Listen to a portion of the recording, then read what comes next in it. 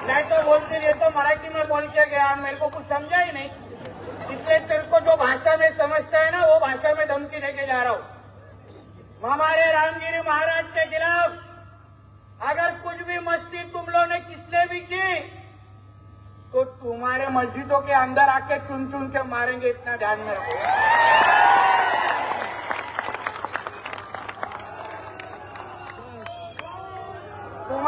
तुमको तुम्हारी कौम की अगर चिंता होगी तो हमारे रामगिरी महाराज के खिलाफ कुछ भी बोलने का नहीं, वरना वो जबान हम लोग सही पे रखेंगे नहीं, ये तुम लोग याद रखना। नमस्कार, मैं हाजी अराफत शेख, भारतीय जनता पार्टी का एक पदाधिकारी। मैं महाराष्ट्र के मुख्यमंत्री जी एकनाथ शिंदे जी, महाराष्ट्र के उप मुख्यमंत्री हमारे नेता देवेंद्र फडणवीस जी से एक बात कहने के लिए मुखातिब हूं।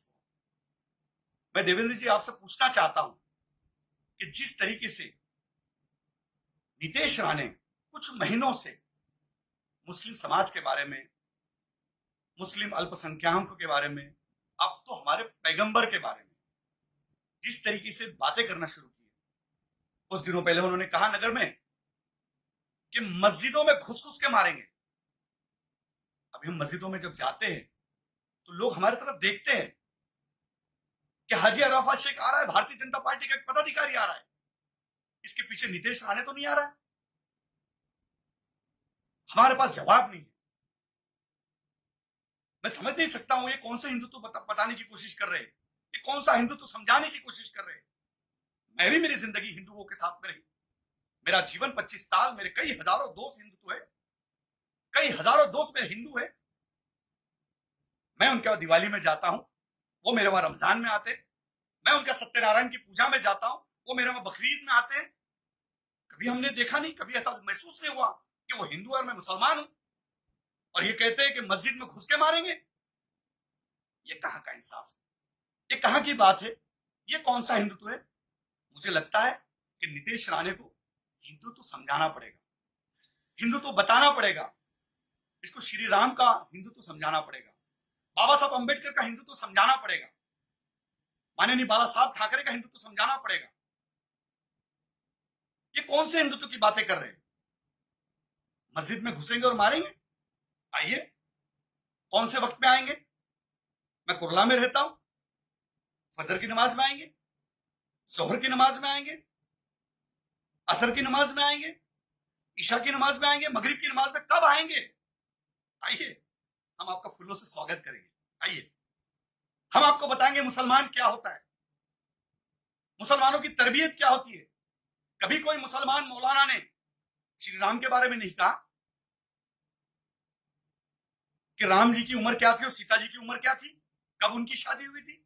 ऐसा कभी किसी मुसलमान मौलाना ने कहा, क्योंकि हमारे धर्म ने कभी नहीं सिखाया किसी के भगवान का अपमान करो, किसी धर्म का अपमान करो। ये कौन सा हिंदुत्व की बातें कर रहे, किस तरीके की बातें कर रहे। जब वो बोल रहे थे तो मैं देख रहा था कि उनसे बड़ा माइक था, उनके पैजामे से बड़ी उनकी जबान चल रही थी।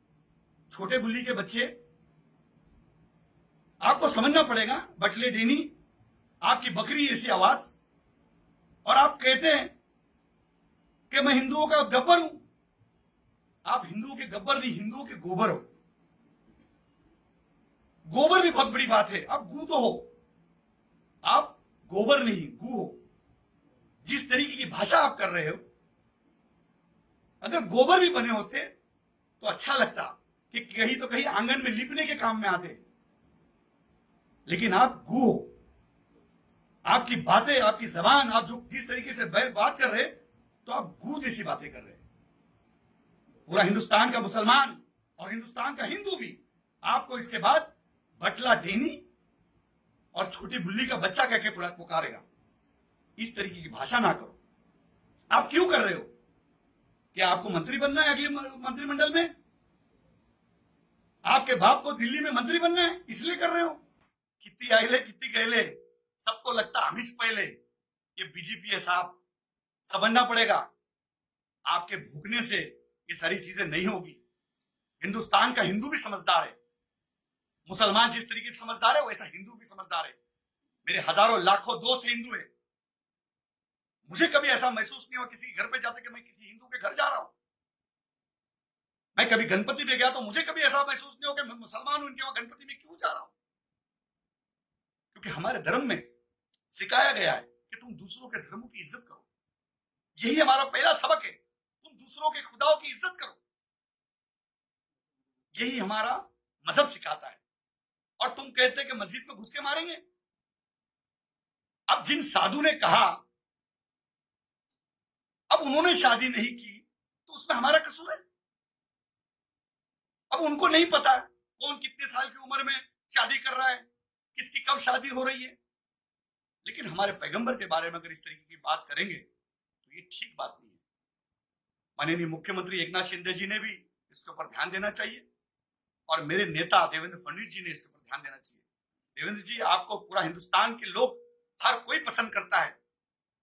आप महाराष्ट्र की शान हो, हमारा आदर हो, रिस्पेक्ट हो, आपको लोग चाहते। आप जब कोरोना में बीमार हुए थे, कई मुसलमानों ने आपके लिए दुआ की, दरगाह पे चादर पेश की, हाजी अली पे दुआएं की गई कि देवेंद्र जी जल्दी ठीक हो जाए।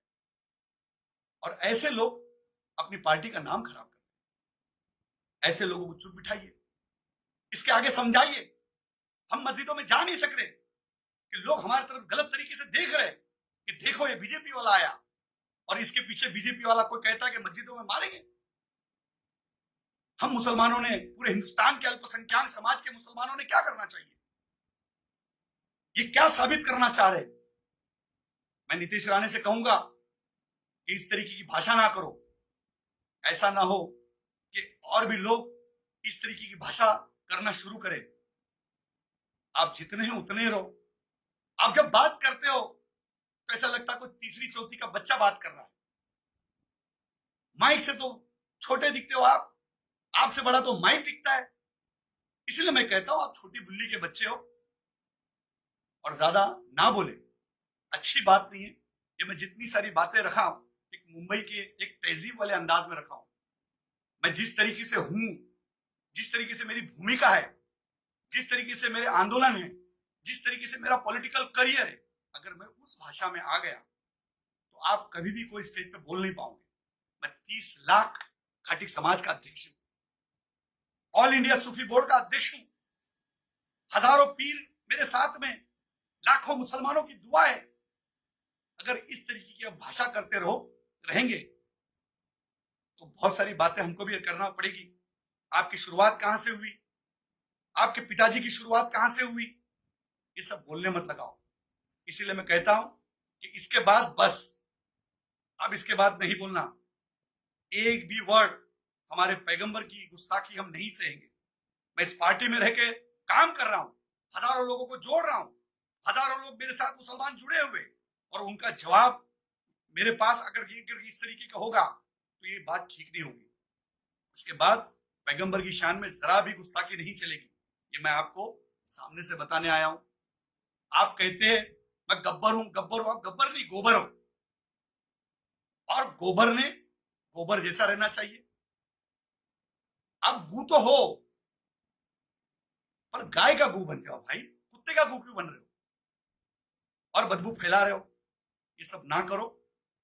मैं एक पार्टी का एक पदाधिकारी नाते आपको समझाने की कोशिश कर रहा हूं। ऐसा ना हो कि और जबान निकले और कोई बातें तहजीब के बाहर चले जाए।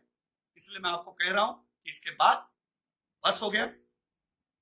आपने हमारे कौम के खिलाफ बहुत दिनों से बहुत सारी बातें की, हम नहीं चुप रहे, पर पैगंबर की गुस्ताखी हम नहीं सहेंगे।